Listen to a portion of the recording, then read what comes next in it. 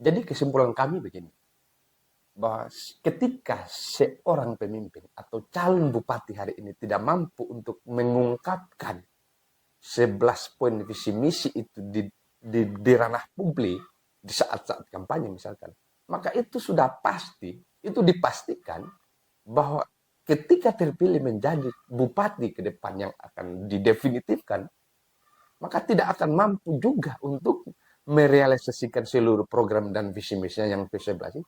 Jangankan merealisasikannya, mengutarakannya saja itu sulit.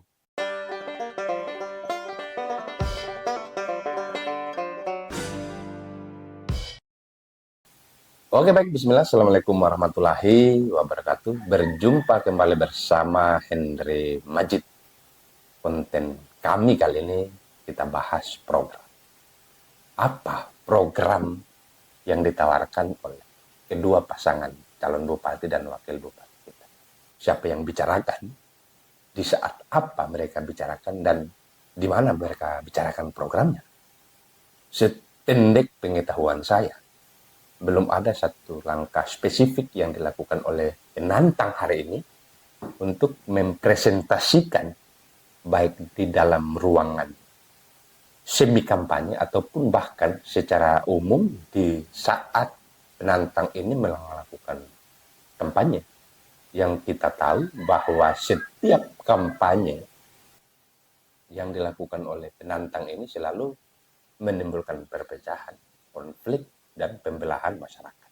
Apa mungkin itu yang menjadi program dan visi misinya ke depan?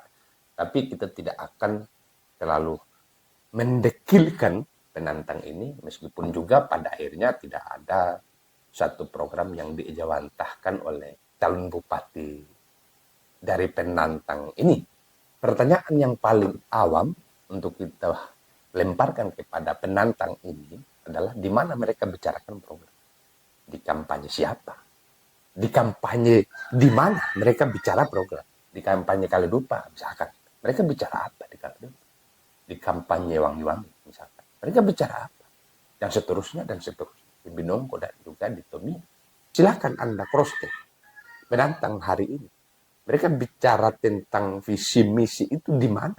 Secara komplit, secara komprehensif. Maka pertanyaan kedua yang harus juga dijawab adalah siapa yang bicarakan itu? Apakah partai pengusung yang bicarakan itu? Atau apakah anak-anak dari para penantang ini yang bicarakan itu? Atau apakah ABH yang bicarakan program penantang ini? Secara umum memang kita harus melihat bahwa memilih pemimpin adalah memilih orang yang akan membuat kebijakan. Memilih orang yang akan nantinya mengatur 5 tahun ke depan masa baktinya di Kabupaten Wakatobi untuk sebaik-baiknya kemakmuran masyarakat yang ada di Kabupaten Wakatobi. Oleh karena itu maka pemimpin itu bupati dalam hal ini, bupati spesifik yang ada di Kabupaten Wakatobi, ke depan itu harus mempunyai kemampuan untuk merumuskan segala persoalan-persoalan fundamental yang dihadapi oleh daerah kita. Persoalan-persoalan fundamental yang akan nanti dihadapi oleh masyarakat Kabupaten Wakatobi selama 5 tahun ke depan. Jangan hanya bicara aja gugup. Jangan hanya bicara aja gagap.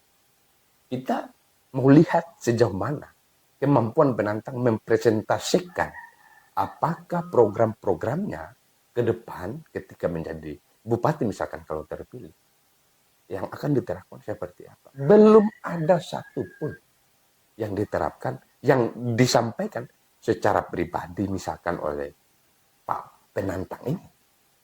Ya, untuk selanjutnya,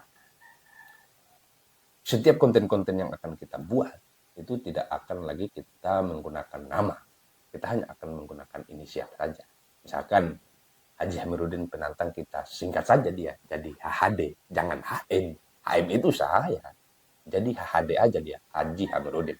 Nah, juga Haliana kita sebut aja dia HL. Ini untuk menghindari delik karena banyak juga teman-teman yang selalu mencari konten-konten kita untuk dilaporkan di Bawaslu. Tapi bukan pada ranah itu kita akan bicara pada hari ini. Yang pertama tadi bahwa di mana mereka berucap tentang visi misinya. Yang pertanyaan kedua adalah siapa yang menyampaikan program-program itu tadi. Saya kira sudah terjawab bahwa tidak ada yang keluar dari bibir manis dari seorang calon 01, calon bupati, yang secara eksplisit menyebutkan ini loh program-program. Maka disandingkan tadi dengan perspektif kita tentang memilih pemimpin, bahwa memilih pemimpin adalah orang yang mempunyai kemampuan fundamental untuk menyelesaikan persoalan-persoalan yang ada di bangsa ini.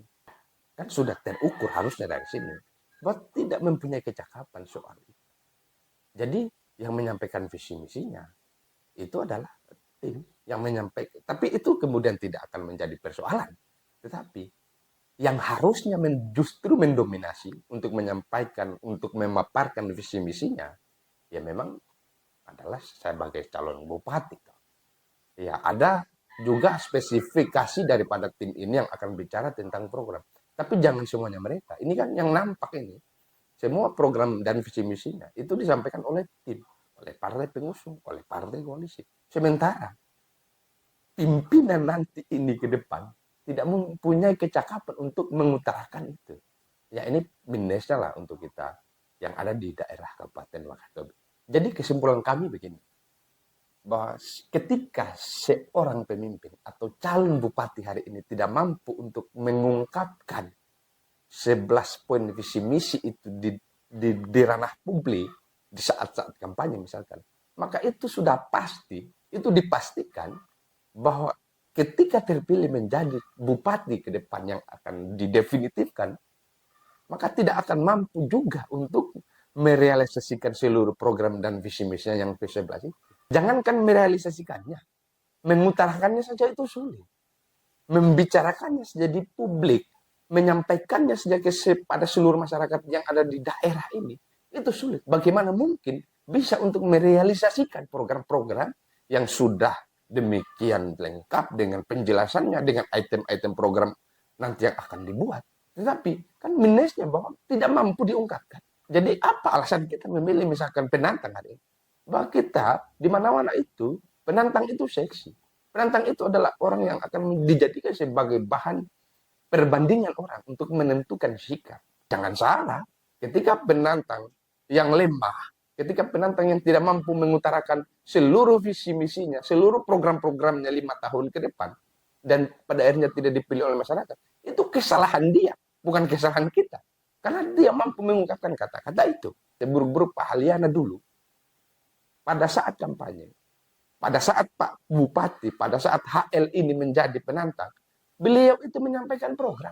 Beliau itu misalkan, makanya juga pada akhirnya justru terbelenggu dengan satu MPR desa misalkan. Karena beliau mampu untuk menyampaikan di publik bahwa apa yang kita akan lakukan 5 tahun ke depan satu MPR desa. Paling tidak Pak Bupati mampu untuk menyampaikan itu dulu. Persoalan ke depan misalkan hari ini ada yang mengatakan tidak terrealisasi. Tapi paling tidak Pak Bupati sudah menyampaikan itu. Ini kita menemukan penantang yang sama sekali tidak mau membicarakan programnya. Kita menemukan seorang penantang yang sama sekali tidak mau menyampaikan apa yang ada di otaknya. Jangan-jangan tidak punya otak. Ini akan menjadi satu hal yang ayo kita diskusi bersama. Seluruh kalangan praktisi, seluruh kalangan akademisi, seluruh kalangan aktivis, ayo kita bercerita secara jujur. Apa iya kita memilih pemimpin yang tidak misalkan tidak cakap untuk berbicara di muka umum, tidak cakap untuk menyampaikan seluruh ide-idenya. Wah, nihil lagi kalau misalkan tidak punya ide sama sekali. Jadi, ayo kita bahu-membahu, kita ngumpul semuanya, kita diskusi, rame-rame kita diskusi. Kita beda pemimpin ini. Makanya kan tidak akan menjadi rumit juga ini, karena hanya 2 paslon. Ada hanya HHD tadi dan juga ada HAP. Tidak susah untuk membandingkan keduanya karena mumpung hanya 2 kandidat ini, kecuali mungkin ada 6 kandidat atau 5 kandidat baru. Wah ini agak ada banyak pilihan. Ini kan kita hanya diperhadapkan pada hanya 2 kandidat dan praktisi dan juga aktivis sudah pasti tahu siapa yang harus mereka pilih. Misalkan kita memilih orang yang tidak mempunyai kemampuan untuk merumuskan hal-hal fundamental di daerah kita. Kan itu langsung to the point saja. Oh, penantang pasti tidak tahu ini.